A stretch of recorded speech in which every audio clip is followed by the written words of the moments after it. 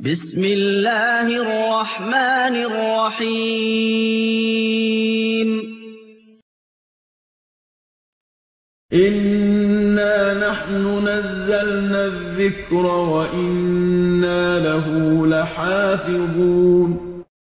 مرجان فيه الحق وفيه النور فيه اللؤلؤ والمرجان غرد يا شبل الإيمان غرد واصدح بالقرآن غرد يا شبل الإيمان غرد واصدح بالقرآن غرد يا شبل الإيمان غرد واصدح بالقرآن فيه الحق وفيه النور فيه اللؤلؤ العمري قتل السطر وراء السطر فالقرآن ربيع العمر والقرآن شفاء الصدر فيه الرحمة الرحيم.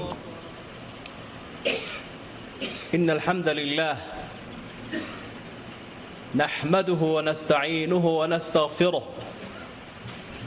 ونستهديه ونعوذ بالله من شرور أنفسنا ومن سيئات أعمالنا من يهده الله فلا مضل له ومن يضلله فلا هادي له وأشهد أن لا إله إلا الله وحده لا شريك له وأشهد أن محمدًا عبده ورسوله صلى الله عليه وآله وصحبه وسلم. اللهم انفعنا بما علمتنا وعلمنا علما ينفعنا وزدنا علما والحمد لله على كل حال ونعوذ بالله من حال أهل النار. وآيات 87 سورة الأنبياء qisooyinkii baynu ku dhex jirnay nebiyaasha iyo halgankii iyo dadaalkii ay u soo mareen xaqiijinta diinta ilaahay iyo tawxiidkiisa iyo waajahaadda ay si adag u waajahayeen oon safaad lahayn daalimiinta ilaahay ka soo horjeeda bikulli juhdin jahiid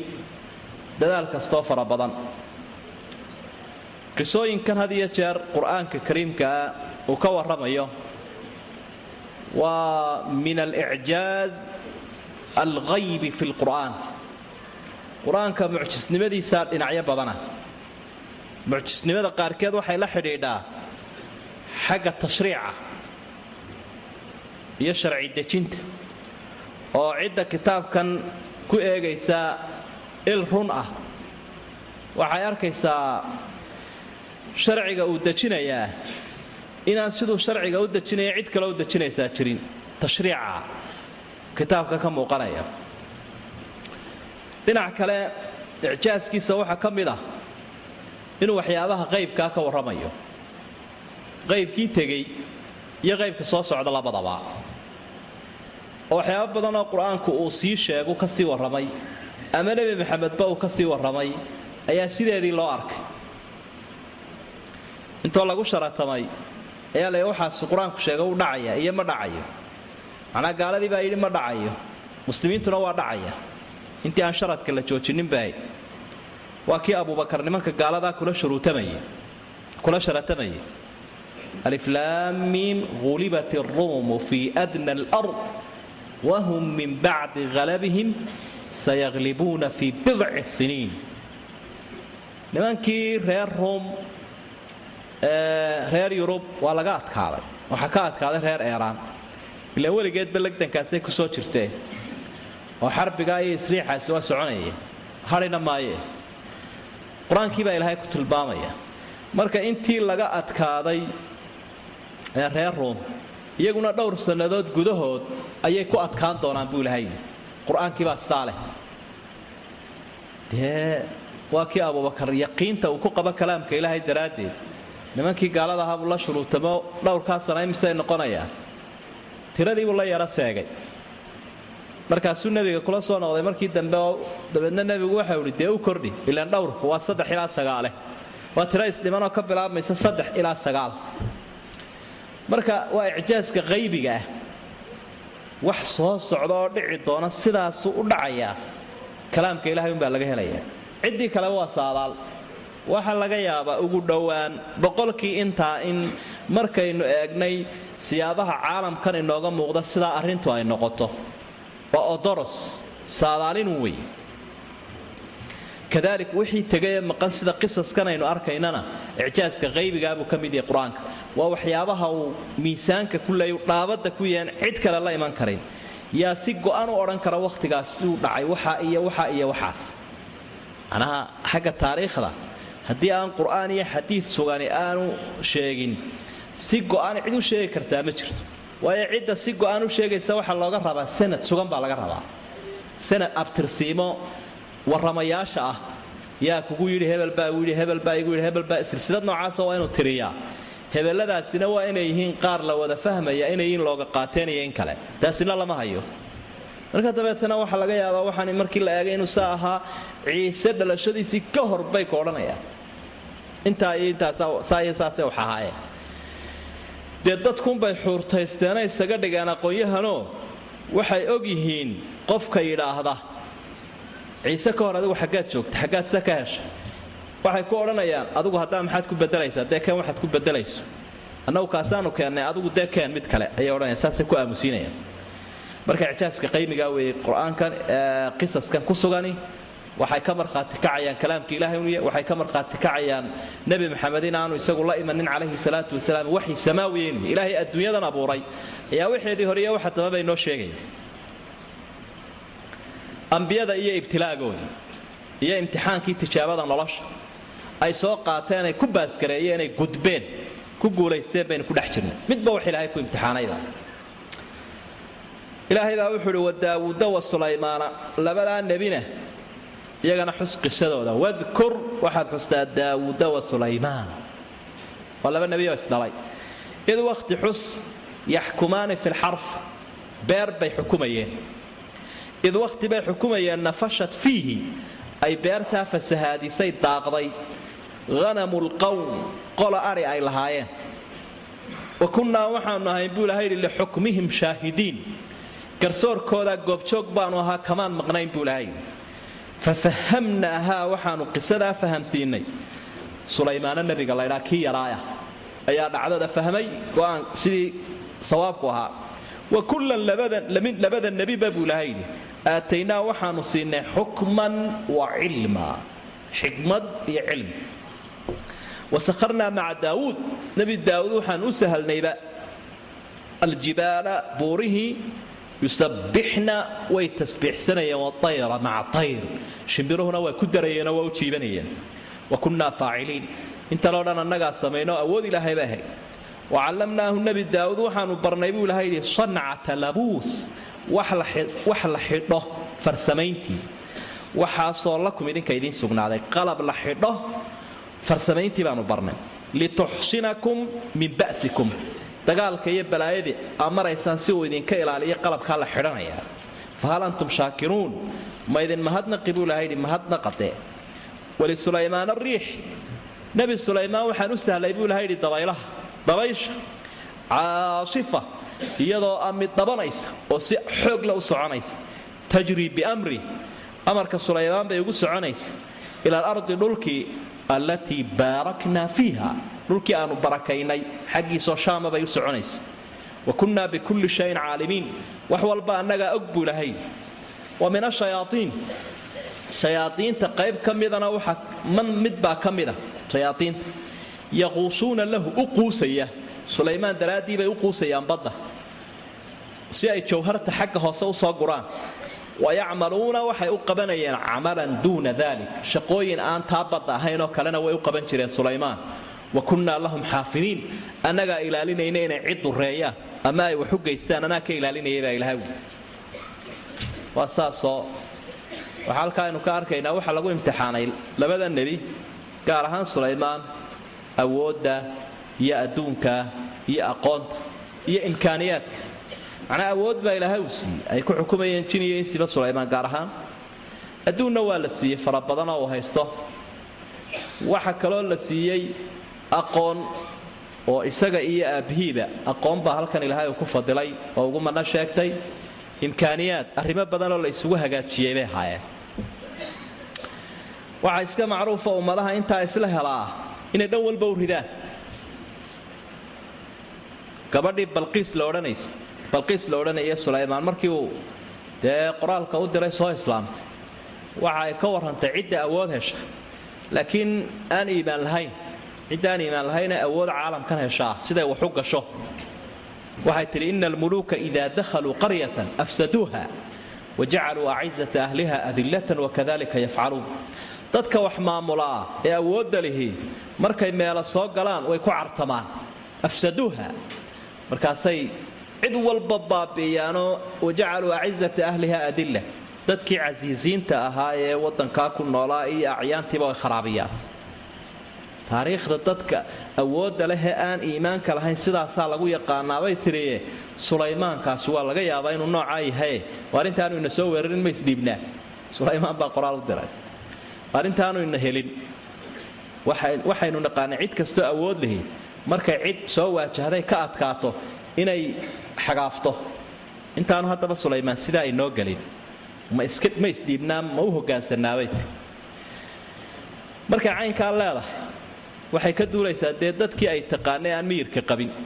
hadday doonto iyaduba dee ay ka mid ahayd kuwaasay ka duulaysa laakiin cid ilaahay matalaysa subxaanahu wa tacaala oo wakiilka ah oo khaliifkii wanaagsanaaya oo rasuulah in sidaa laga fila maaha ina almuluuka idaa dakhaluu qaryatan afsaduuha halkay ka tahay aslaxuuha wey kuwani way daliya dadba meeshii ay yimaadaan way hagaajiyaan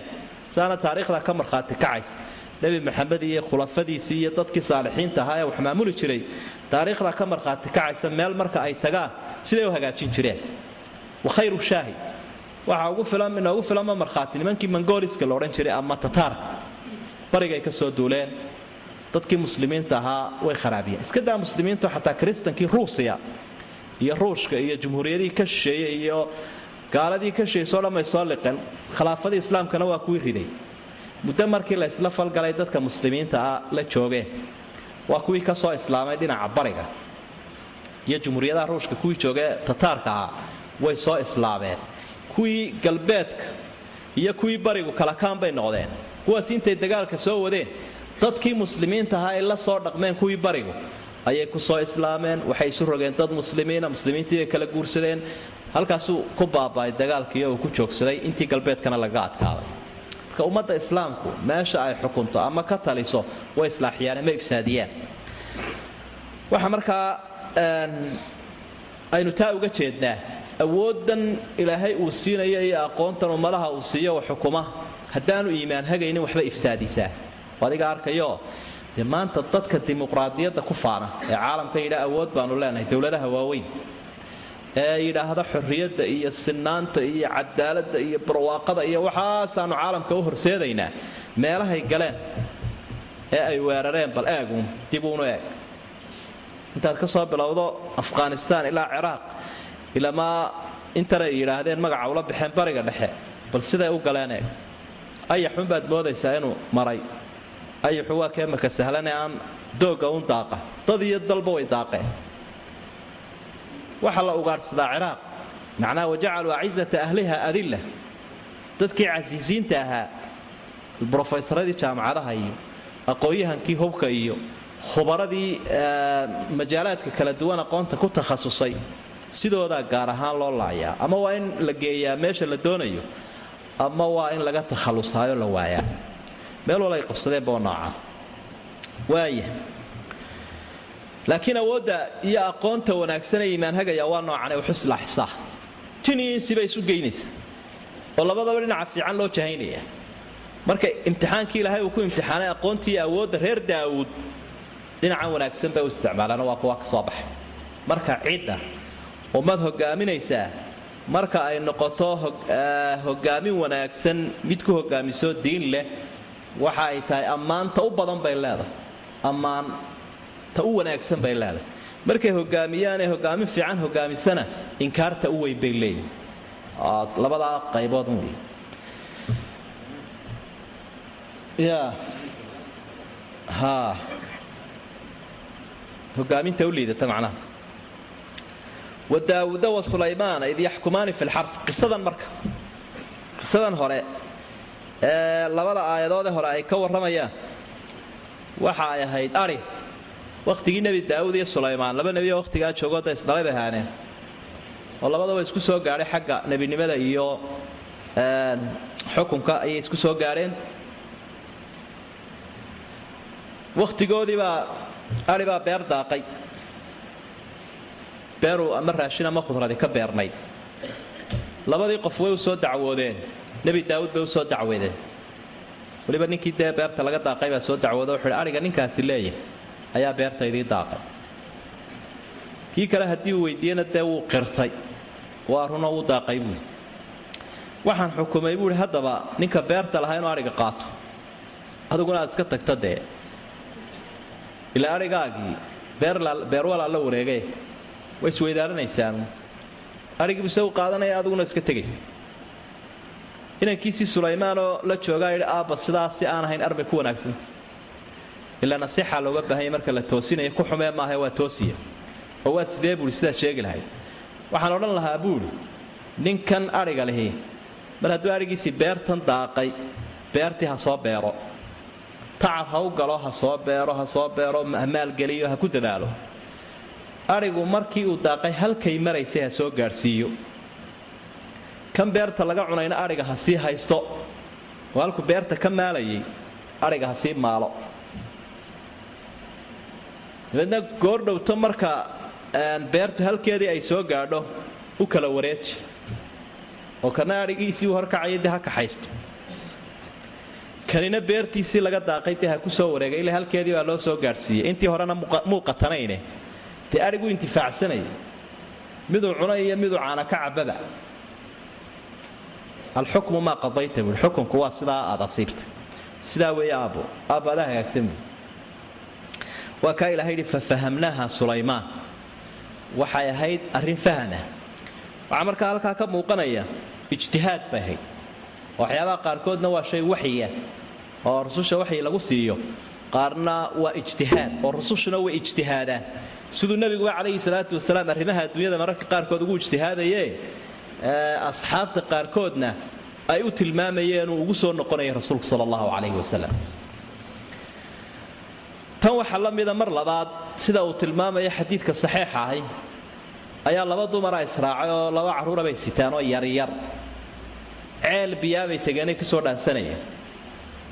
ceelkiibay ku wada dhaadhaceen labadoodii. labadii carruur ahaana waxay sii dhigteen ceelka dushiisa. yaybaa soo cararay oo mid buu qaatay, midna wuu ka tegey. markii ay soo baxeen ee ay arkeen labadii carruur ahaayoo midi uun yaallo, mid waliba waxay istiri unkan ku mitid. dabeedna mid waliba waxay tidhi kani waa kaygii, naamaahe waa kaygii. ilmii bay isku qabsadeen. nebi daawuud baa loo geeyay calayhi salaam. dacwaddii buu dhegaystay, dacwaddii ayuu dhegaystay. dee tii weyneed labada dumara aftahansanaatay oo codkar noqotay, waxeedii bay isku hagaajisatay. dabcan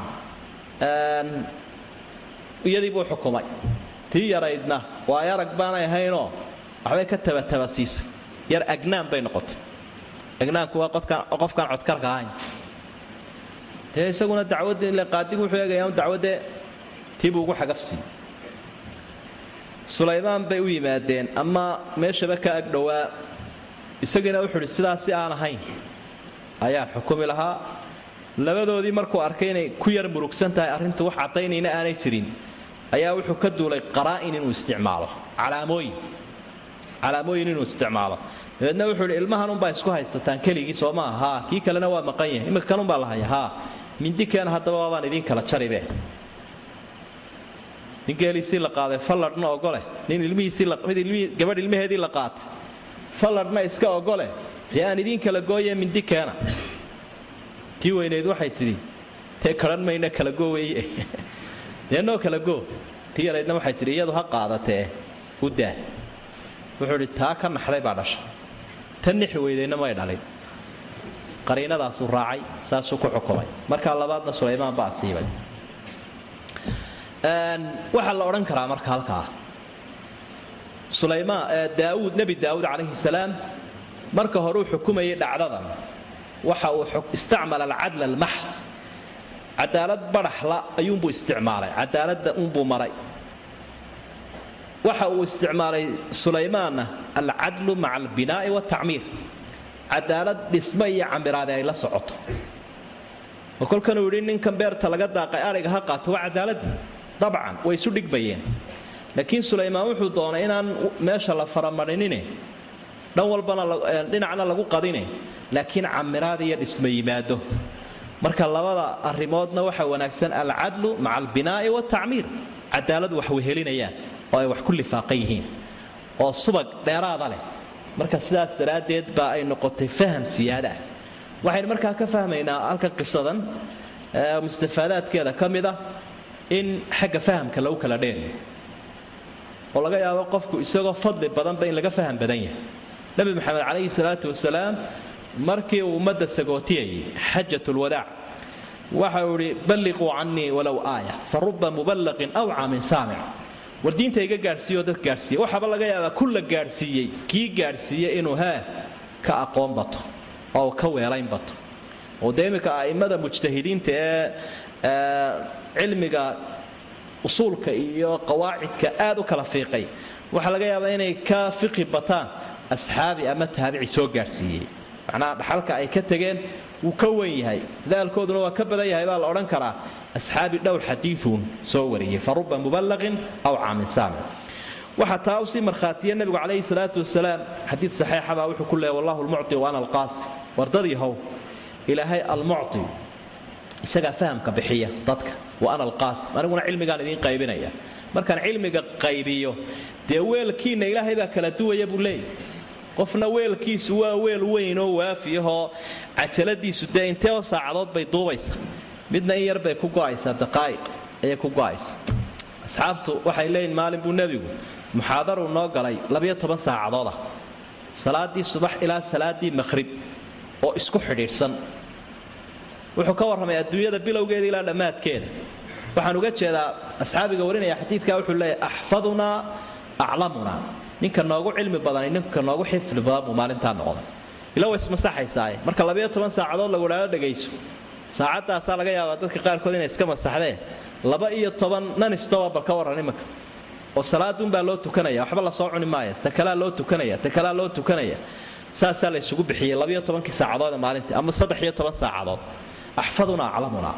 wallaahu almucti wa ana alqaasim waxaad arkaysaa laba qof oo kitaabkan wada dhagaysanayo midna awood uu leeyahay markiiba inuu ku soo celiyo midna 5 jeer uu baahanayo nin sheekha xertiisii buu akhriyay minhaajka barigii galbeedka loo xirayn jiray dabeetana mariya 2-3 buu ugu celiyay dee idin fahamsiiyey minhaajkii ordo reerihii tagoo nin walba xer qabo dadka diinta gaadhsiiya buu nin baa farta taaga wuxuu yidhi waad mahadsantahay sheekh horta waxaan ku su'aalay faslun macnaheedu muxuu ahaa marka faslun waa cinwaanka faslun waa waxyaabaha ugu basiidsan weeye ugu sahlan dee adigu kale haddaad faslun garan laadahay adigu iska fadhi buuri noocaan sheegaya ma tihide dadka wax gaadhsiinaya wallahu almucti wa ana alqaasim marka labada nebi kii yaraabaa ka weynaad ayaa ka faham batay kii kale waxaynu taa uga jeednaa qofka yaraan uu yar yahay inaan lagu riixi karin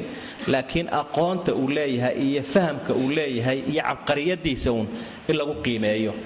oo uu mudan yahay qofka la arko inuu wax faa'iideyn karo waxna faa'iideysan karo in la koriyo oo la soo saaro oo aan la aamusiinin si aanay u cadilmin daaqaadkiisa iyo tamartiisa maskaxdiisu ay leedahay waa waxyaabaha ay kaga duwan yihiin baynu odhan karnaa ama ay kaga dheereeyeen gaaladu dadka muslimiinta ay kaga dheereeyeen ardaydu markay iskuulkaa ku jiraan ama jaamacadda ay ku jiraan baa mawaahibkooda caqliga ah ee ilaahay uu bixiyey baa la kala xulayaa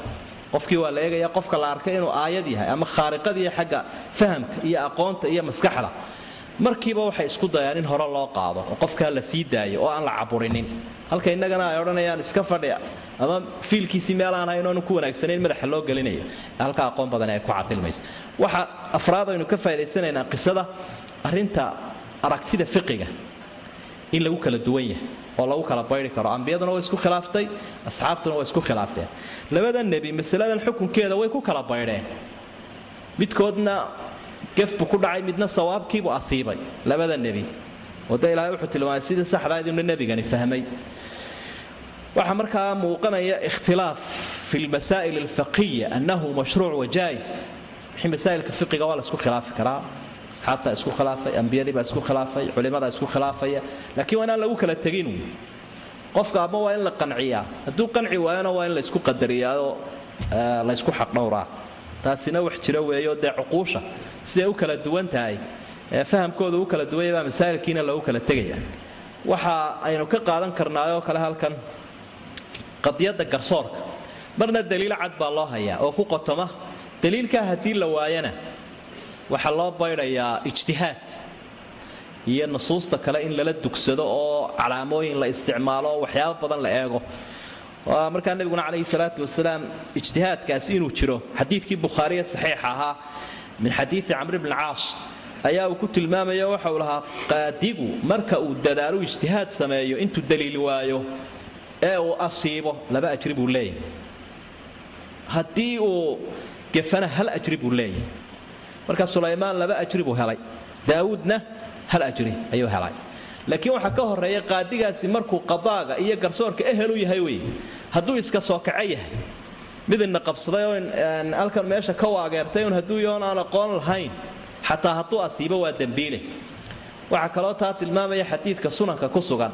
nabigu wuxuu leeyahay garsoorayaashu waa 3 qaybood laba naartay galayaan midina jannada macnaheedu waxa weeye boqolkiiba 6 iyo 60 waxa uu garsooro waa reer naareed boqolkiiba 3 iyo 30 u baa jannada galaya garsoorka haddaad ku degdegi lahayd daliisku xaq uu badan yahay waa xaqa qofku marka uu xukumo ka horeeya waxa weeye qof aqoon leh waa qof aqoon leh oo aqoontiisii isagoo raacaya sidii xaq ahayd xukumay xaqiibu xukumay kaasi waxa uu leeyahay janno labada kalena waxa weeye waa qof aan aqoon lahayn oo xukumaya ayuunbay ka soo baxaya aqoon ma laha waxbuu xukumay dee markaa ama ha gafa ama ha asiibee bareerkan uu bareeray daraaddeed buu naarta ku mutaysanaya ka saddexaadna waxa weeye aqoon wuu leeyahay laakiin ogaan buu weydaartay xaq iyo sawaabka laaruush buu iska qaatay ama cid buu u eexday dee aqoontiisi maxay anfacaysaa sawkan kuba camal fali waayeyba kaasina naarta marka boqolkiiba waa meel aad u xasaasiya qadaagu qadaa marka la leeyahay waa meel kastoo qofka qoraalkiisu wax kala saaraya ama maamul ha ahaato ama maxkamad ha ahaato idaaradda iyo maamulka uu qofku ku jiro ilaahay idankii shirkad bareefadana muu ka ahaada madax hadduu shirkad bareefada madax ka yahay oo qoraalkiisaasi cidna xaq uu raacinayo cidna uu xaq ka reebayo isaguna garsoorku unbuu ku jiraa garsoor marka la leeyahay macnaheedu maaha ka dowladda mansuubka ka ahee meel dowlad u magacowday fadhiya waa ciddii idaaradii iyo maamul ku jirta ee wax xukumaysa ee wax kala saaraysa ee xuquuq cidi ay leedahay gacanta ku haysa qaybinaysa hadday tahay mas'uuliyadihii iyo haddii ay tahay maalkii baabka qaadiguunbay soo marayaan laakiin in lagu mooso la idhaa qaadigu waa ka maxkamadda fadhiya garsoorka ku jira kuwan kalena kuma jiraan maya xadiidku caam ahaantaas uu hadlaya إن الله يأمركم أن تؤدوا الأمانات إلى أهلها وإذا حكمتم بين الناس أن تحكموا بالعدل وآيات ساسة وعطين وإذا ردي كرسور كذا الإسرائيل marka mustafaadaadkaasoo dhammaa waxyaabaha qisada laga qaadanay xagga sharcigeena mas-uuliyadda xooluhu ay geystaan waa la isu raacayaa laakiin waa kala qaaday nabiga calayhi salaatu wasalaam xadiid ka soo arorayoo xooluhu wixii ay daaqaan maalintii wixii ay daaqaan beerta hadday daaqaan maalintii wax ka soo qaad ma leh leannahu ka beertu dee inuu ceshadaabahay shaqaalo u diro wixiise habeenkii ay baabi'iyaan waxa loo raacayaa qofka xoolaha leh inuu dee xareeyaabay ahayd inuu xareeyo ayay ahayd waxase kusii lifaaqanoo taa ka sii duwan hadduu la socdo qofkii xoolaha lahaa mar walba xoolo waxay geystaan waa lagu leeyahy dad iyo dunya wixii ay baabi'iyaan ee markan habeen iyo maalin loo kala qaadaya waa xoolo keligood soconaya fiqi ahaan innaga masaladu saasay kusoo ururaysa وداود وسليمان إذ يحكمان في الحرث إذ نفشت فيه غنم القوم وكنا لحكمهم شاهدين نفشت أفسدت فيه أريوا داقة وفسهادية بيرتا غنم القوم وقال أريوا وكنا لحكمهم شاهدين الحكم كودا كمان عن مقنعين وقما يورمين إلهي مرخاتبوك وأركي أديقاق وحكومة ينهد كو حسابتا إنه إلهي حكم كاقاك جوغا أو أركي كويقي عين الله راقبة عليك إيش إلهي هذا كو حساب qofka qaadiga ama wax xukumaya marka ay xanaya ama aduun qaadanayo ku xisaabtan inuu ilaahay ku eegayo marka dadka kale iska qarinayso fafahamnaha sulaymaan baan arinta fahamsiinay oo ku guuleystay wa kullana atayna hukman wa ilman daawudi shaha ku godi qaladna ha ku tirinin laakiin labada nebiba xikmad iyo cilmi bay lahaayeen. daawuud ma aha nin iska soconayo wuxuu iska xukumaye xikmadii cilmigu wax ku xukumi lahaa wuu lahaa. wasakharnaa maca daawuud aljibaala yusabbixna waatayr waxyaabuhu ilaahay daawuud dheeraadka u siiyey waxaa ka mid ahaa buuraha iyo shimbiraha ilaahay u sakhiray yusabbixna macah iyagoo la tasbiixsanaya. cod aad u qurux badan oo jadaaba oo ruuxda soo jiidanayuu lahaa. marka had iyo jeer kitaabkiisa injiil uu ku luuqeeyo kitaabkiisa zabuur marka uu ku luuqeeyo cod wanaagsan buu ku akhriyaya. cod wanaagsan oo aad u cajo badan markaasaa shimbiraha iyo buuraha ayuu codkaasi shucuur iyo dareen ku samaynaya kolkaasay la jiibinayeen oo ay la akhriyayeen. yusabbixna macahu bay aayaadku meelo kale tilmaamayaan. waatayr shimbiriina way akhriyeen buurina way akhriyeen. marka halkaasi waxaad ka dareemaysaa in loo baahan yahay cod wanaagsan oo dadka soo jiidan kara oo quluubtooda qabanaya in lagu akhriyo qur-aanka kariimka ah. nabigu calayhi salaatu wasalaam asxaabi u dhagaystay la odhanayay abu muusa alashcari oo qaari mutamakina buu ahaa qur-aanka ku qabowsaday si fiicanna u akhriyi jiray. marka habeen buu dhagaysto nabigu intuu ka dhaqaajiyaba wuxuu yidhi laqad utiya haada mizmaaran min mazaamiiri ali daawuud codkii wanaagsanaa reer daawuud oo kalea ninka la siiyey. marka uu ku jeclaa rasuulku sala allahu calayhi wasalam. asxaabta laftigooda waxay leeyihiin nebigu marka uu qur-aanka akhriyayo ninka ugu akhrin wanaagsan ee ugu cod wanaagsan buu ahaa rasuulku sala allahu calayhi wasalam. man lam yataqana bilqur'aani falaysa mina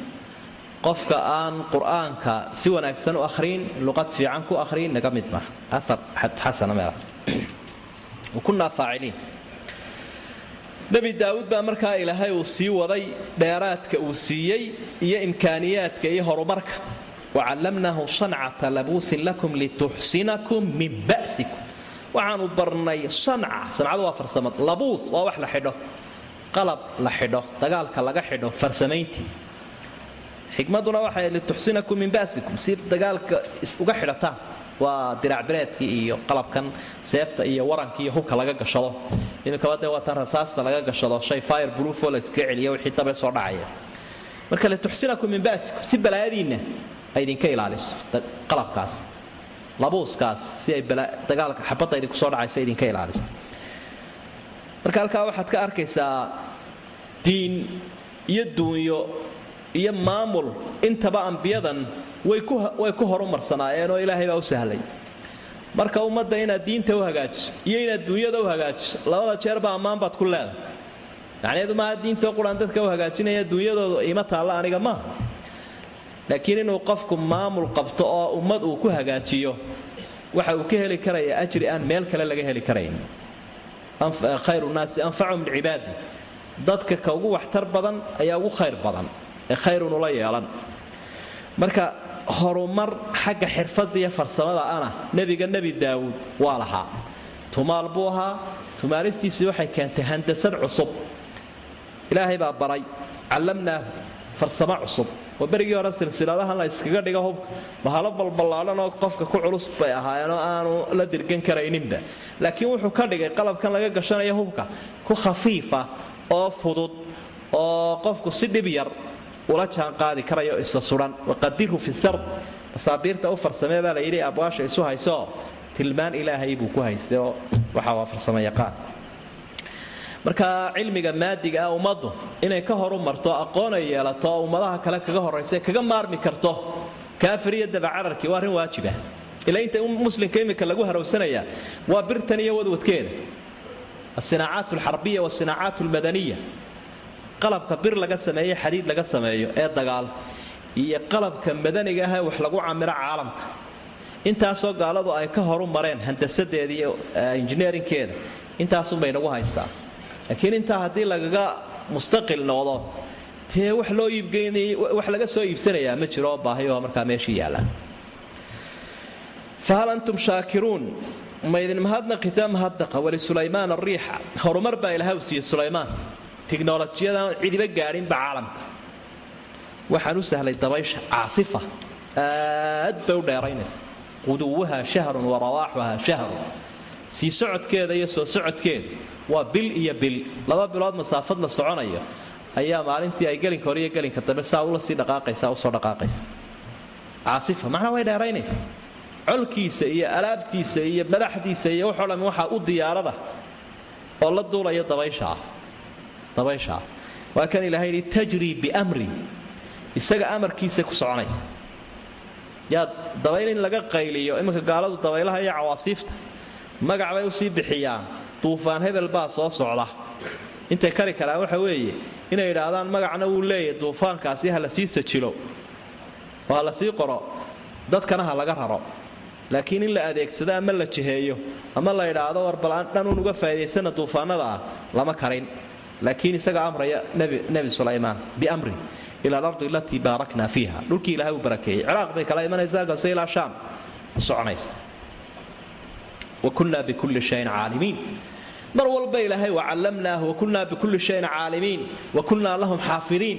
arrinka Suleymaanna ha u riixin Daawudna ha u riixin adoonna ha u riixin arrimaha ilaahay baa leh isaga awliyadiisa imkaaniyaadkan iyo awoodan siyo isugu hagaajiyay aduguna isaga ku fayl oo ishoostaag oo bari hadaad awood iyo aqoon iyo arrimo badan oo aad wax ku hagta doonayso shayaatiintii waxaan u sakhiray baa ilaahay wali man yaquusuna lahu wa ya'maluna 'amalan duuna dhalik baday dhumbanaya jawhartay ka soo guraya iyo waxa la isku qurxinayo halkaas lagaga nasay hawl badan amalka ay u qabanayaana يعملون له ما يشاء من محاريب وتماثيل وجفان كالجواب وقدور راسيات حلا وحيد اسمها هي عمراد هي قلب كلا قرقره هي وعيد هي دوا عفاريد حوق واوين اودودي اي انسان كدقينين انو لغا فايديو ilaahay ba subhanahu wa ta'ala wuxuu leeyahay wa kunna lahum xaafidiin dad isweydiin leh war sida dadka kale ay u dureeyaan tolomiyay Suleymaan miyaanay sigin ilaahay baa wuxuu ku leeyahay ana u sakhiro ilaalinaya kuwa quraanka waxa ilaahay ku tilmaamay fi suurati saba markii iska daa intuu noolaaye ay dhinteen nabi Suleymaan uu dhintay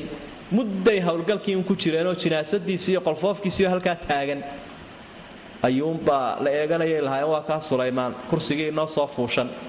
ducufnimadooda way garan waayeen tolomiyaan dhaqdhaqaaqayniyo iyo miyaanu seexanaynin iyo meesha muxuu ga kici waayay mudday sidii ku shaqaynaya ilaa agabku ku cuskanaya bahal aboor la yiraahdo uu cuno u ciiray waa ka كل المخلوقات بيد الله تعالى حتى الشياطين والعفاريت والجن والجان وحودن غعنت إلهي bay ku jiraane ilaahay ka turkino ka fogaan marka imtixaankii iyaga la mariyay ee aqooneed ee adduun ee amwaal saas fiican bay maamulkaasi ka geysteen cidii maamul galaysa khadkooda ha raacdo ama iska dayso wa ayuba nabi ayub isagana ka warbix idinaada rabbah ilaahi sibu dhawaaq anni bi anni aniga ilaahayow masani yadur waxba igu habsaday dhibaato wa anta arhamur rahimin aduguna kuwa naxariisada ugu naxariis badan tahay ilaahayow ii gargaar fastajabna lahu nabi daawud ducada waanu ka aqbalnayo fakashafna waxaanu ka xuubinay oo ka dulqaadnay ma bihi wixii ku habsado min durin balaaya wa aataynaahu waxaanu siinaan u soo celinay ahlahu reerkiisi wa mithlahu ma'ahum in la egna waanu ugu darnay rahmatan min indina wa naxariisagtayada ka timid wa dhikra lil aabidiin dadka ilaahay caabudayana wacdi iyo waana iyo xusuus bay u tahay waxay wax ku qaataan intay warwari lahaayeen والنبي أيوب سجنا أنبياء إلهي بكمل هاي ابتلاء وصامري مركا هدي إنه نحنون وكهيو أمدد الدنيا دبعتها ساعات كعبانيس تيسنون إسكو سمرسي أما قصة النبي قالون آخر سجوا حلوي من شركي نفتي مالك يهل كيف حلوي شركة نحنون باك قدعي يهل كينا إسلامتي أوتك وكدنتين أدون كدنتين مش يجينا عيد لكن هدي ده نفيه naftiisii ehelkiisii dhibaata ay kaga dhacday dadka ka qaalaysan duuyada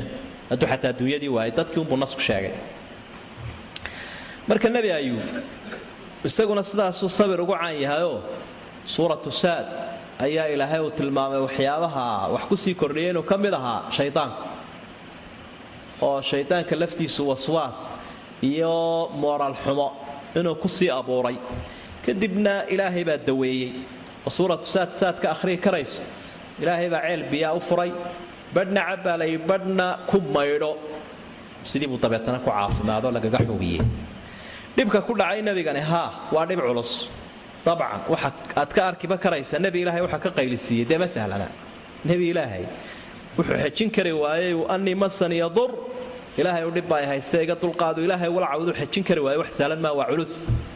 xanuunka anbiyaduna waa cuslaadaa nabi maxamed calayhi salaatu wasalaam maalmaha ka mida buu nin asxaabi u yimi dabeetana saas uu taabtay wuxuu arkay waxa ka karaya macnaha dhimbiilaha dhididka ka soo boodboodaya rasuulka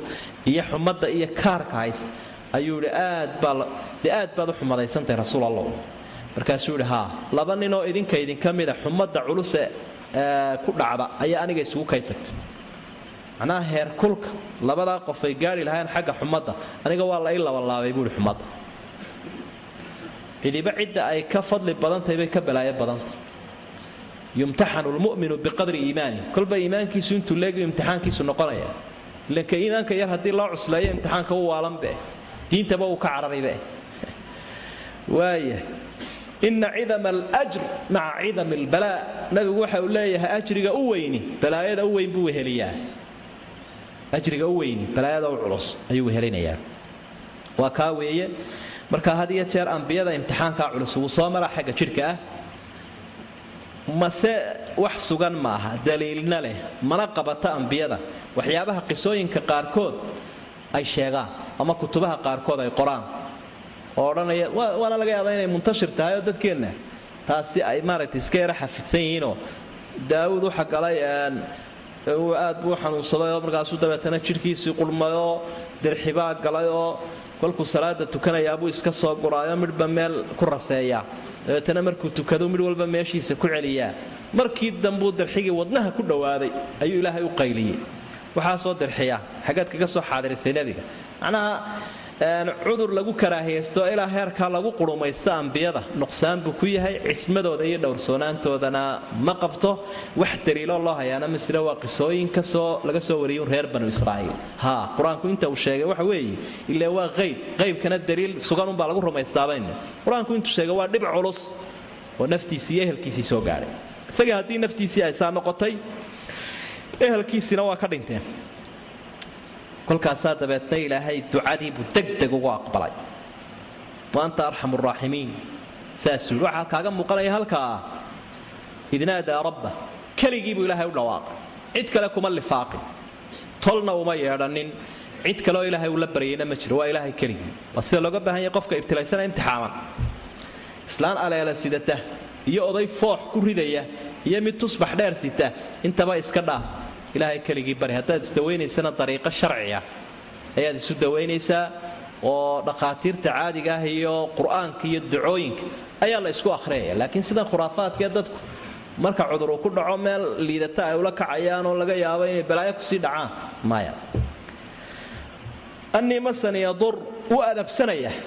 tafaasiil badan muu gelin halkaasaa la iga haya oo xubin hebel baa la haya oo xanuunin hebel baa haya tafaasiil badan umuu sii gelina cabashadiisiiyo duuduuban buu ilaahay u dhiibay waa adabtii ayaa ka muuqanaysa halka wa anta arxamu raaximiin waa adabta ducaday ka mid tahay inaad ilaahay ammaanto in wuxuu ku siin jira aad u qirto inaanad dafirin nicmadiisa fastajabnaa lahu fakashafnaa maa bihi min durri intoonu aqbalay baan ka dulqaaday wixii sidii loo dawaynayna suuraddaa kalaad ka akhri doonta ilaahay u daweeyey subxaana wa tacaala waataynaahu ahlahu wamilahu macahu reerkiisiina waanu siinay in leegna waanu ugu darnay sidee in leeg loogu daray culimada waxay u badan yihiin intii ehelkiisa ka dhimatay ilaahay wuu soo nooleeyey waa mucjiso nebi oo ambiyada had iyo jeer mucjisaadkooda waxaa ka mida inuu ilaahay u soo nooleeyo cid dhimatay taasina dee wax cusub maahee nebi muusena waa loo soo nooleeyey dadkii ku dhintay duurusiina nebi ciisena isaga laftiisaaba biidni illaahi tacaala ku soo baxa odhanaya dadka xabaalaha ku nool waa mucjiso nebi weeye taas soo noqdi kale ma jiro oo meelahan aad ka daydayaysaa mar haddaan nebi joogine waa mucjiso nebi baa ilaahay ku soo nooleeya dadka dhintay wa milahu macahu in la egna waanu ugu darnay waxay culimmada ku fasirayaan inay farcameen dad taageero garab joogu ka cawday oo waaye si degdegay u tarmeerintiina oo ay u tisqaadeen markaasaa intii iyo in la egba way farcameen isagoo nool ilaahay baa saa siiye subxaana wa tacaala waxay ahayd raxmatan min cindina wadikraa lilcaabidiin naxariis ilaahay ka timi oo sideedaba dad wanaagsan oo hesho caafimaad ilaahay uu ku siiyo waa naxariis ilaahay tanina imtixaan bay imtixaankii markii uu ka gudbayna waa laga dulqaaday wadikra lil aabidiin dadka ilaahay caabudaya iyagana waxa ay u tahay qudwa li alla yadunna ahlul balaa annama fa'alna bihim dhalik lihawanihim alayna si aanay dadka tan ku imtixaanani u moodin inay agtayda ku liitaan macnaha qofka cudur ku dhaco ama cayd ama dhibaataysan adduunyada ma aha inuu ducuf yahay ma aha inuu liito ma aha ilaahay agtiisa inaanu qiimo ku lahayn ma aha laakiin waa imtixaan qofba waxba lagu imtixaanaya marka imtixaankayna soo maraya dadka inaga soo maraya duunyada inaga soo maraya ehelka inaga soo maraya waxa loo baahan yahay khadka nabiyullaahi ayuub inaad barto oo maaragtay caabidiinta aad ku biirto macnaha adigoo ku sabra imtixaanka oo walbar iyo warbahaar iyo walaac iyo qaadan waa ha ku dhicin laakiin caabid noqo wadikra lil aabidiin caabidiintii buu hormuud u yahay nabi ayuub markii uu ku sabray imtixaanka nabiga calayhi salaatu wasalaam gabar baa u soo cabatay way soo xijirtay marka waxay leedahay waan suuxaa ilaahay inuu caafimaadey ee bari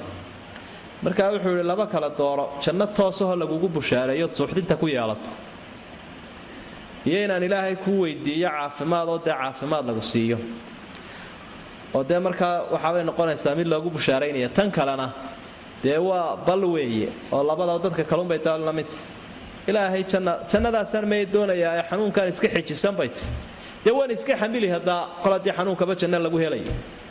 laakiin waxaanaad ii baridaa haddaba markaan dee suuxa marada iga yaro dhacdee inuu ilaahay igu xejiyo intii unbuu bariyo dabeedna asturnaanteedii unbaa ilaahay u ilaaliyo marka waa qofka muuminka ay kolka uu tan dareensan yahay cudur kastoo haya wuxuu og yahay in ama ajri loogu darajo kor loogu qaadayo ama dembi lagaga jafayo markuu nabigu dadka u yimaado wuxuu odhan jiray dahuurun insha allah ilaahay dembigu kaaga nadiifinaya qofku markaa dee inuu ka guddoonto weeye sidaana maaragtay qofka buka ayaa loogu ducaynayaa nin odayu maalin u yimid oo taa qaadan waayo markaasaa wuxuu uhi bal xummaa tafuuru fii shaykhin kabiir tusiiruhu fi lqubuur maxaa dahuura buu ihi waa xumad lagu kariyey oday weyn oo xabaalaha geynaysa dee haddaa waa yahay buui haddaa waa yahay kol haddaa dahuurtii diiday dee iska wad buui ilaa xabaalahaagaa ku soco iyo xumadaada de hadda ilaahay baa waxa uu leeyahay subxaanahu wa tacaala وإسماعيل وإدريس وذا الكفل وإسماعيل حس وإدريس حس وذا الكفل إسقنا حس كل من الصابرين لما أنتوا تكوي سبر يبقى هايان وأدخلناهم في رحمتنا نحريص سيدا نقلني إنهم من الصالحين أطومها ونكسم بكم ذا هايان وذا النون نبي ذا النون لورنشري إسقنا حس ويونس بن متى إذ وقت حس ذهب وعرري فرنضي مغاضبا السقى وعريس قلديسه فظن وحا ملاي ألا نقدر عليه إننا عريري قلينين عريري بوضا يتنقل فنادى في الظلمات كل عريالك دحذو ذي بكرد واقع ألا إله إلا أنت إله حقي مجرى أذيك بويانا يا الله سبحانك أذيك يا حمانك فن إني كنت من الظالمين وحن كم ذا هو الظلم السمايي فاستجبنا له ونقبل الدعاء ديسه ونجيناه من الغم مرغدي كل عدان كدل قادني وكذلك صدا سوكله ننجي المؤمنين ذاتك إلهي رميين ونوبد بالين أبا رب الله سبحانه إسماعيل با يسغن الله حسيا دين إبراهيم ها ده سورتها وسط كاخريسا امتحانك ومري سورة صافات markuu aabihii u yimid ee uu aabbo manaam waxa la igu tus anni adbahuka fanzur maada tara inaan ku gowraco anigoo ku gowracaya la ii sheegay ka war muxuu ku jawaabay yaa abati fa'al ma tu'mar satajiduni in shaa Allah min as-sabirin aabba ku soco waxa lagu amray anigana waxaad heli doontaa anigoo adkayste ta ilaa fatallahu liljabin فلما أسلم وتله للجبين labadoodiiba way isdiibeen oo inankii intuu qabto si uu dhegta dhiiga ugu daro ayuu dhabanka u dhigay markaasuu birtii saaray waqtigaas ilaahay uu soo kala furto oo farajkiisii uu keenay macnaheedu waxa weeye fulintii uu dhammaystiray kol hadduu inankii ku qanciyey kol hadduu jiifiyey kol hadduu birtii saaray dee maxaa u hadhayba wafadaynaahu bidibxin cadiim markaasaa ilaahay wankaa uu ku furtay ama shaygaa la gowracay. maxaa markaas sabir ah ka badan iyadoo lagu yiri soo dhigo qoorta soo dhigo waa lagu gowracayaa. waa kan ilaahay markaa liiska kullun min as-saabiriin. idriis iyo dalkifli iyaguna ambiyada reer banu israa'iil bay kamid ahaayeen ee quraanku faahfaahin badan aanu ka bixinin si duuduuba ayaa loogu dhex sheegay liiska ambiyada iyo qoraalka ambiyada. saawgeed culimada qaarkood dalkifli bay ka yara hadlaanay yiraahdaan saalix buu ahaa. aimada qaarkoodna waxay leeyihiin mar haddii tiradii ambiyada lagu daray ambiyadii reer banu israa'iil bay iyaguna ka mid yihiin. kullun min as-saabiriin midiba wuxuu ku sabrayba imtixaanka tan mid waliba uu ku sabray. naxariistaydii baan ku abaalmariyay waa naxariista dunya iyo mid aakhiro. qofka imtixaanka sabir kaga gudba mu'minku qofka mu'minka uu ku imtixaanayay tan wax lagu imtixaanaba musiibooyinka iyo mawjadaha adduunyada ayuu saa u dhex qaadaya laakiin ku hafan maayo sida ducafada ah. waxa uu leeyahay markab uu dusha uga baxo oo musiibada mawjadaha ay leedahay uu kaga tallaabo sabir la yiraahdo. as-sabru huwa safiinatul mu'min qofka mu'minka ay safiinada uu fuulayo way ee mawjadaha mashaakilka adduunyada uu kaga dabaalanayo. innahu min as-saalihiin kolka sabirtaaba saalihiinta kamid noqonaysa. dhanuun waa yunus ibn mata qoladiisiibuu u baaqay oo quraanku ku tilmaamay 100,000 iyo dheeraad inay ahaayeen. suuratu saafaat baad ka akhri karaysaa qisadiisa. وأرسلناه إلى 100,000 أو يزيدون وحنو ترني 100,000 وقف أما وابي كبضنايين با إيا وحي كبضن معناه ترى كبضن مركو إن بدن أقول يا ريت دعوتي ما رئيسي أي بلابين وقتي كلا ما أذو كدعي أيو كدح بحي نوعا قال لقول احترا ما هي عذابك لها أيو كوي من يبسكو قنعي يسقول لكن الله شاب بضينين فسحلين أيو لقاتي arkuwan ku sugi maaya wada cadaabkii ilaahay intuu imanay day iska jooga waxa idin gaadho idin arkay intii uu ka sii maqnaa ayaa iyaguna ay iskarteen waxa yiraan ambiyadii hore markay ummadahooda ka dhax baxan waa la rogi jiray arrimka leeyna rogay ilaahay ma u noqonaha dabeedna ilaahay bay toobad keenay intuu ka sii maqnaa. quraanka ilaahay ku xusay suurada waxaan ku soo marnay suuratu yunus falawla kanat qaryatun amanat fanafa'aha iimanuha illa qawma yunus لما آمنوا كشفنا عنهم عذاب الخزي في الحياة الدنيا ومتعناهم إلى حين. قال استبقبتي ما يجرين وددك هره كميدي قوم يونس با استبقبتيو arrinkoodii bay gabagaba wanaagsan u yeelaan oo ilaahay bay rumeeyeen kolkaasaanu cadaabkii ku soo jahaystaa ka jahaynay oo nu ka duunay muddana waa deynay. markuu arkay dabeedna in wixii uu ballan qaaday ku dhici waayeen isna arrinkiisu fasaxlaan oo ahaa horay buu ka sii socdayba. ya ballantii kala haday socon weyday maxaad kaga noqon waxaan gadaal xagga dambe ka yimi baan ogeyn iyo isbedelka dhacay. doonii buu fuulay doonidii markii uu raacayba fasahama fakana min almudhadin sida suuradaasi ay tilmaamayso. cidun baa dheeraad ku noqotay ila yoolka ilaahay markuu ku haysto lib dhimays war mid baa inagu dheeraada baa leeyahay bahashi in mid laga tuuraa waa laga maarmaanay ila show badan lagu hafan jiray waa iska soo jirtee midkaas waa kuma de aanu qori tuurana isagu buu qabsadaa de cadaalada qofku marka uu horbuud ka yahay waa inuu isagu isku xukumo de kol haday aniga ay taagan tahay waxba yaan idin galaafanina way kaas badu ku booday markiiba mid loo sii diyaariyay oo nibiriya afka u dhigtay oo isaguna meesha diyaar ku ahaa laakiin ilaahay uu balamiyeeyo deefshiidkaaga iyo ay sii dhaadaya waxa wax burburiyo dhan ka haybalay dhinac kale uga jeedi deecamadaas oo dham isaga ma xuseeyaan meesha waa lagu yara xirayaa oo maxbuus buu ku yahay. muddadii loogu talagalay kolkii ay dhamaatay ayuu ku yeedhiyay dhawaaqaas uu ku dhuftay isaguna fanaada fi dhulumaat wa dhulmatul hut wa dhulmatul bahr wa dhulmatul layl wa habeen wa badwayn wa bahal dhexdi. imtixaankaas waa waxiid fi nawci waa imtixaan isaguna u gaar weey oo aan cid kaleba soo marinba bahal dhexdi inuu ka soo nabad galay. halkaas dabeetana gurmadkii ilaahay ayaa u baxay ducadaas u akhriyay alla ilaaha illa anta subhanaka inni kuntu min adh-dhalimin oo mudan yahay qof wala musiiba ku dhacday inuu akhriyo oo qayladoon SOS degdega ilaahay u diray subhanahu wa ta'ala. kolkaas fastajabna lahu wa najaynahu min al-gham. suuratu saafat baad ka akhriyaysaa inuu ilaahay geeyay badda qoorigeeda bartaasa geedkii u harayn lahaa kii xasharaadka ka ilaalin lahaa wixii uu cabbi lahaa iyo wuxuu cuni lahaa intaba halkaasaa loogu diyaariyey. waxa markaa halkaa aynu ka faa'iidaysanaynaa qofka isxilqaamaya macnaha dariska uu bixinaya waxa weeye qofka muuminka inuu mudan yahay mar walba inuu isxilqaamo wadiifadii rususha iyo diin iyo dacwad iyo khayr uu faafiyo laakiin aanu degdegin. haddii aad wixii aad waday khayr ahaa aad tiraa warba socon weyde tani waar dadkiiba uma jeedana dadkii gaala kala kaxaysatay ummadii waa lagu cabayo waa la aftuubaye aan dhulkeenna inaguna bakaylow mid walba bur eeshaada nin waliba meeshiisa iska galo aan kala midhiiqino ummadii waa la qaybsaday ama ummadii xaqii ajiibi weyde dabeetana nin waliba iska shaqato ama iskaba daynayba hawsheedii dariiqada Yunus baa haysa xabsi baad galaysaa markaa xabsi kamaad bixin xabsi baad ku sii socotaad ku libdhaysa marka waxa laga maarmaana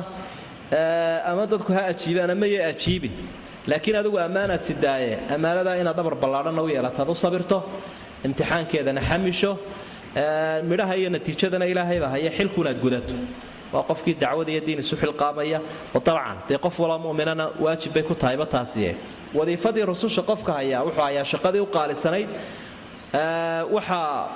uu noqonayaa isaguna dadka u qaalisan waxa uu helayaa ajriga u qaalisanna wixii u qaalisanaaba kol hadii uu kugu xeeran yahayda maxaad u degdegiba intaad waqtigaaga qaadanayso waana sabir u yeelataa marka cidii firdhan lahayd ee amaana ay sido iyo dacwadii khayr ay sido ka firdhan lahayd daris buu yahay nabigan anbiyada kamida ee lagu qabsaday fasax la'aan intuu iska tagay dabeetana la xiray halkaas uu dubiyo diir ayuu ku murxado dabeetana dib habayn lagu sameeyay marka xabsiga adigoo diin Ilaahay ka fakala gaal iyo xabsigii iyo ciqaabkii iyo canaantii iyo caydii kagama fakanaysidee taasaad ayaad ugu dhacaysaaba oo waxa lagu ogaanayaa shakhsiyadan miisaan iyo mabda toona lahayn inaad ayaa lagu ogaanayaa halkii lagu qadarin lahaa miisaankaaga iyo mabdaaga. Ilaahay wuxuu tilmaamayaa arrintani nabigan inaanay ku gooni ahayn imtixaankan qofku diinta Ilaahay iyo dacwadda marka uu ku sabro inuu amaanteeda leeyahay nabadgeliyadeeda leeyahay wakadalika nunjil mu'miniin wa zakariya isagana xus nabi zakariya idna daa markii uu dhawaaqay rabbahu ilaahi sibuu dhawaaqay nabi zakariya rabbi ilaahaygi oo la tadarni fardan de kaliha iga tagin wa anta khayrul warithin kuwa wax dhaxla adaa u khayr badan ilaaha uu badisi oo kaliha iga dhigin fastajabna lahu wa muqbalay ducada wa wahabna lahu yahya inankii yahya la oran jiray baan u hibaynaanu siinay oo xaaskiisii u dhashay wa aslahna lahu zawjah wa aslahna lahu waxaanu habaynay oo dib u habayn lagu sameeyay zawjahu islaantiisii madhalayska ahay ayaa bilowday innahum anbiyadani kaanu waxay ahaayeen yusaaricuuna fil khayraat waxa la wixii khayr bay u degdegi jireen wayadcuunana wayna barayeen raqaban iyaga oo rajaynaya waxa khayraanu laanay warahaban iyaga oo ka cabsanaya cadaabka iyaga wa kaanu lana khaashiciin kuwana khushuucsanna way ahaayeen wallati iyadana gabadhii xus inantii ahsanat farjaha ku adeegtay ilaalisay cawradeeda fanafakhna fiha min ruuxina ruuxdayadii baan ku afufnoo ciisa wajacalnaha inanta waxaanu ka dhignay waa maryame wabnaha iyo inankeedii ciise aayatan lil caalamiin caalamiinto dhan kuwa 10 iyo cibro ah sidoo Ilaahay wax ku xaqiijiyo iyo inaan waxba ku adkaanayn Ilaahay iyagana xusintaas oo dhan waa zakariya waxa uu ka cawday dad la'aan markuu ehelkiisii sidaa u eegay wuxuu arkay amaanadii diinta inaanay xilkan qaadin oo sida ay u soo yuubiyeen ama ay u sileeyihiin aanay xilkan gudan karayn dabeetana wuxuu jeclaystay inuu Ilaahay ka reebo walad wanaagsan oo diinta xambaara oo amaanadan halkii uu ka waday ka wada macnaha waxaad arkaysaa dunyadiisa uma baqaya wuxuu baqayaa diintiisa waana siday tahay weey qofka muuminka ah la xajaclada way diintu ka qabaa iyo dacwadda iyo khayrka la tadarni fardan wa anta khayrul warithin kaliha iga tagina lamaana wanaagsan Ilaahayow isii wa anta khayrul warithin wuxuu u lifaaqayaa u raacinaya Ilaahayow kol hadaa diintaada u joogto adiga khayrul warith dayacmi mayso kullayba cidi dhaxasha hadii aan doonayo adiga khayrul warithin oo dhaxlayaba kullayba taasuu raaciyay dabeetana Ilaahay markiiba ducadiisii uu aqbalay isagana hadaa dunya doonays iyo hadaa caafimaad doonays iyo hadaa ubad doonays Ilaahay un bari Ilaahay kaligi bari subhanahu wa ta'ala waxa kale barbar wadaa waxa weeye inaad ceeb iyo cayd labadaas la isku ka darbaya waana ceeboobaysaa Ilaahay agtiisa umada agteeda waana caydoobaysaa waxba helimays afka dhul ku dhufanaysa fastajabna lahu mid walba lagu leeyahay waa tartiibun ma'a ta'qiib waa kolkiiba si degdega ayaa jawaabtii Ilaahay ugu timi waxaan u hibeeyay Yahya islaantii oday madhalayska ahayd waa aslaxna lahu zawja mabay dhali jirinba markiiba way bilowday marka haddaad ka yaabsanto xaasku ama muddo madhalaysaha ama ay raagtay ilaahay un bari dabeetana wuu furiyo dib habayntaasa imanaysa waxa ilaahay uu ku ammaanay khayraadkay u degdegi jireen tartamayaal bay ahaayeen wixii khayra u kala dheereeya marka ilaahay agtiisa waxa ammaan lagaga helaa horumar lagaga helaa maxaa khayra waa waxa oo dabeetana markiiba shoolada ugu dhacdoona dib uga dhaceen waxa la wixii khayrihi in laga habsaamo ma istaahilo laga haro sifada ilaahay uu ku ammaanay kale waxa weeye wayadcuuna ragaban wa rahaban fiima indana wa rahaban mimma indana waxay ku jeclaysanayeen waxa agtayada yaalla ee khayrka dambi dhaafka iyo jannada iyo naxariista rahab waxay ka cabsanayeen waxa agtayada yaalla cadho iyo ciqaaba ilaahay baa laga cararaya isaga lagu cararaya isaga laga baqaya isaga la rajaynaya isaga dhib iyo dheef bale waa qofka muuminka ay labada baalo ku duulayo waa bayna ar-rajaa'i wal khawf cabsi ilaahay uu ka cabsanayo rajo uu rajaynayo labada mid qura ma aha laakiin labadaas ku duulaya wa kaanu lana khaashiin adoonnimada xaqiijiyeen oo ilaahay bay u khushuucsanayeen inantanina waxay istaahishaa in anbiyada ilaahay liiskoodii baa ilaahay u raaciyay waa awliyada ilaahay karaamada leh maryamo bintu cibraan iyadana waxa ilaahay ku amaanay bicifatiha dhowrsoonaanteeda iyo sidii amarka ilaahay waajiibtay wallati ahsanat farjaha fanafakhna fiha min ruuhina markay farjigeedii ilaalisay ilaahay dadkii u qaalisanaab u hibeeyay nin la'aan ayuu ubad u hibeeyay markaasay eedii ay iska ilaalisay ilaahay agtiisa umada agteedaba ammaan bay ka heshay waa kuwa cid kale iska daayo dadka qaarkood say u jeclaadeen ay uga dul dhaceen ilaahba ku sheegayba iyadii ama ilaahnimada inay qayb ku leedahay cifadeeda iyo dhowrsoonaanteeda marka qof kastoo cafiifa oo maaragtay hamadiisa iyo baahidiisa dhinaca xun shaytaanku uga faa'iideysan kari waayay oo ku adayga cawradiisa oo sabray isagana waxa uu leeyahay ama uu la liis yahay oo la khad yahay maryamo bintu cimraan wajacalnaha wabnaha aayatan lilcaalamiin iyadii inankeedu calaamad bay u ahaayeen caalam ciddii odhan lahayd waa ilaahay waxa halkaa ilaahay uu qisadaa ku caddeeyay inuu ubad yahay oo maryam inankeedii uu yahay aanu ilaahay ahayn ciddii awoodda ilaahay ka shaki lahayd awoodda ilaahay si walba waxbay ku abuurtaayoo inankaaba bilaa aabbo ayuu islaantaa u hibeeyey marka awliyada ilaahay kuwaasay ahaayeen waxay ku sabrayeen imtixaanaadka mutanawwica ah ee kala duwan dee kii doonaya inuu halkooda iyaga la rafiiqo iyaga la liis noqdo iyaga la janno noqdo dee halkooda raadkaasay mareen isaguna ha maro oo yuu sugin adduunyada markuu nool yahay in ubax loogu goglo jidka ama wax isugu hagaagsan uu ku noolaado wallahu aclam نور الله والحسنات اقرأ ورتل خاشعا متغنيا بأعجب الألحان والآيات